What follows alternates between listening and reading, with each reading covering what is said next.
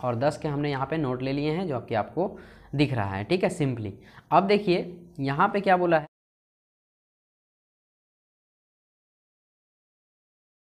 और इसका पीडीएफ चाहते हैं तो वीडियो के डिस्क्रिप्शन में है, आप वहाँ से डाउनलोड कर सकते हैं। चलते हैं हम अगले प्रश्न पे।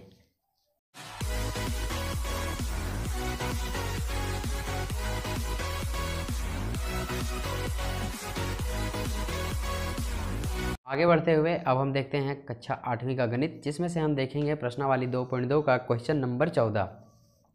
क्वेश्चन नंबर 14 से पहले हमने जितने भी प्रश्न हैं उसे कवर कर लिया है, जिसका लिंक आपको डिस्क्रिप्शन में मिल जाएगा या फिर प्लेलिस्ट में जाके आप चेक कर सकते हैं। आइए प्रश्न पढ़ते हैं। लक्ष्मी एक बैंक में खजांची है, उसके पास नकदी के रूप में 100 रुपये, 50 रुपये व 10 रुपये वाले नोट हैं। उनकी संख्याओं में क्रमशः 2, 3, 5 का अनुपात है और उनका कुल मूल्य 4 लाख रुपए है। उसके पास प्रत्येक प्रकार के कितने कितने नोट हैं। आइए इसे इजी वे में हम बिल्कुल इजी वे में समझते हैं। सबसे पहले आप ये देखिए 100 रुपये वाले, 50 रुपये वाले और 10 रुपये वाले नोट हैं आपके पास, ठीक है। तो 100, 50 और 10 के हमने यहाँ पे नोट ले लिए हैं जो कि आपको दिख रहा है, ठीक है, सिंपली। अब देखिए यहाँ पे क्या बोला है, 100 रुपये वाला जो नोट है वो 2 ठो है, और 50 रुपये वाला जो नोट है वो 3 ठो है, और 10 रुपये वाला जो नोट है वो 5 ठो है। लेकिन ये रियलिटी नहीं है, 2, 3, 5 नहीं है, कुछ और भी हैं जो कि रेशियो में छुपा हुआ है। और मैंने आपसे कहा था कि कोई भी संख्या रेशियो में अगर हो तो उसमें x छिपा हुआ रहता है, ठीक। तो यहाँ पे आइए, इसका जो सॉल्व शुरू होता है वो यहाँ से शुरू होता है। दिया है क्या है, सबसे पहले 100 रुपये के नोट हैं, और उसके बाद 50 रुपये के नोट हैं, और उसके बाद 10 रुपये वाले नोट हैं। अब देखिए यहाँ पे 100 रुपये वाले जो नोट हैं वो किठो हैं, 2 ठो, और 50 वाले 3 हैं, और 5 वाले और 10 वाले 5 हैं। तो यहाँ पे क्या करेंगे, हम सिंपली इसे गुना कर देंगे। लेकिन यहाँ पे देखिए ये चूँकि रेशियो में है इसलिए इसमें x छिपा हुआ है सब में, 2x, यहाँ पे 3x, और यहाँ पे हो जाएगा 5x, ठीक है। तो यहाँ पे अगर हम देखेंगे ये जो 100 रुपये है, यहाँ पे 100 रुपये वाला नोट है, 50 रुपये वाला नोट है और 10 रुपये वाला नोट है, ये इस तरह का नोट है, ठीक। और जो इसकी संख्या है रेशियो में हमें दे रखे हैं, कितने हैं, 100 रुपये वाला 2 ठो है, 50 रुपये वाला 3 ठो है, और 10 रुपये वाला 5 ठो है, ठीक। तो इसे जब हम गुना करेंगे तो हमारे पास टोटल पैसा निकल जाएगा। आपके पास अगर मान लीजिए 100 रुपये वाला 2 ठो नोट है तो कितना हो जाएगा, 200। 50 रुपये वाला कितना नोट है, 3 ठो, तो कितना हो जाएगा, 150। 10 रुपये वाला 5 नोट है तो कितना हो जाएगा, 50।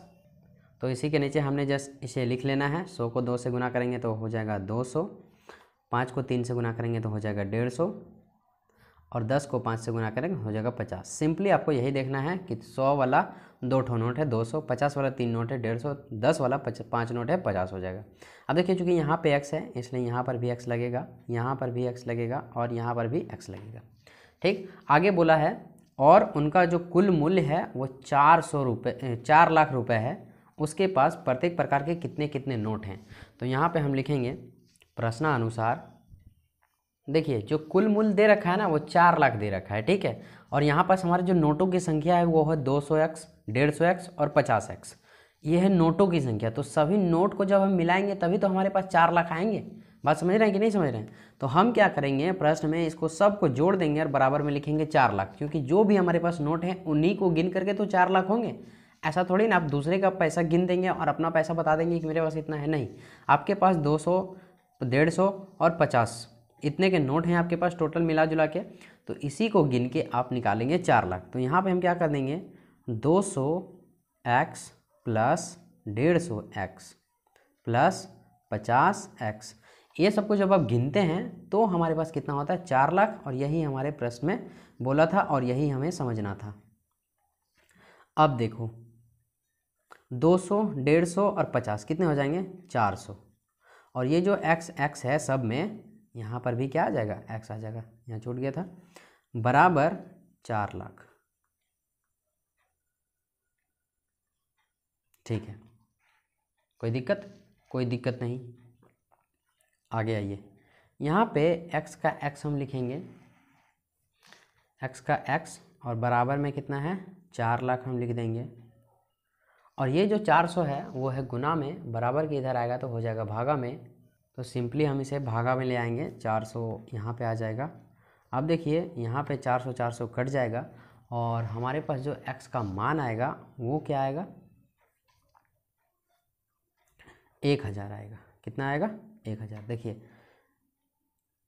ये 400 से ये 400 कटेगा, हमारे पास कितना, 1000 आएगा। तो काट के हम नहीं दिखा रहे, समझ जाइएगा आप।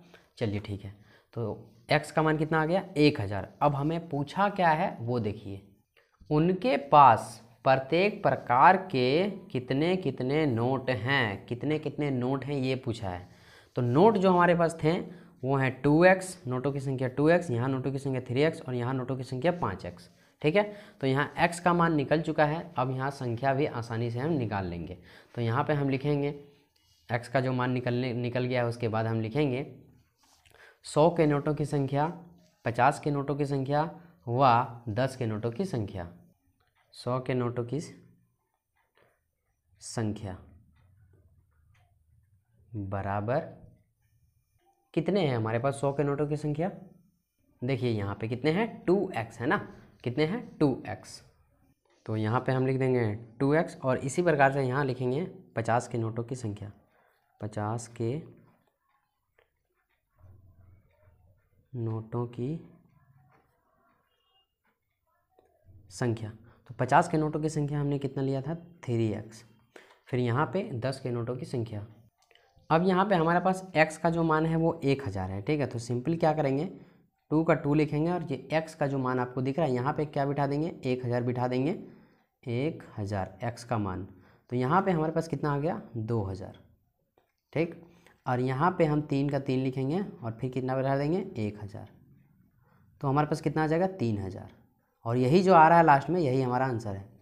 यहाँ 5 बिठाएंगे और क्या बिठा देंगे, 1000। कितना आ जाएगा, 5000।